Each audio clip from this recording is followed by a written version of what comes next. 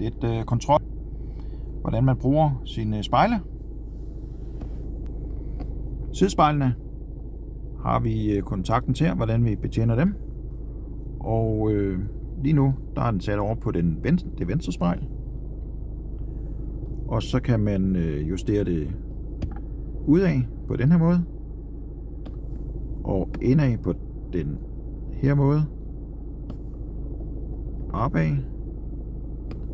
Og nedad. Og den måde man skal indstille det på, det skal være sådan, at man kan lige se bilen ganske let. Jeg vil bare sige, at der må godt lige være en 2-3 cm ud på af det inderste, man kan se af bilen. Og så skal det virkelig være oppe i vejret, som der, det vil være forkert. Og det vil også være forkert, hvis man sætter det helt ned i jorden. Så man stiller det, så man sådan set ser lige bagud. Og skal man stille det højre spejl, jamen så tager vi kontakten her, sætter den over på R. Så kigger vi over på højre spejl.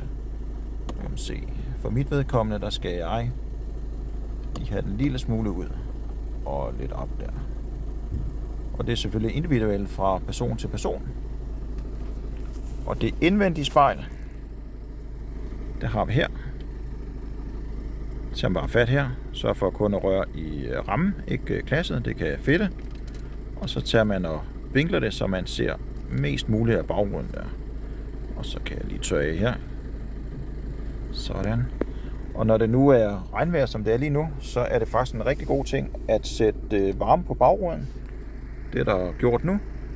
Og når den er tændt, samtidig med at den står op her, så er der faktisk også varme i vores sidespejl. Hvilket er rigtig rart at have, så man kan få det bedst mulige udsyn der. Tak.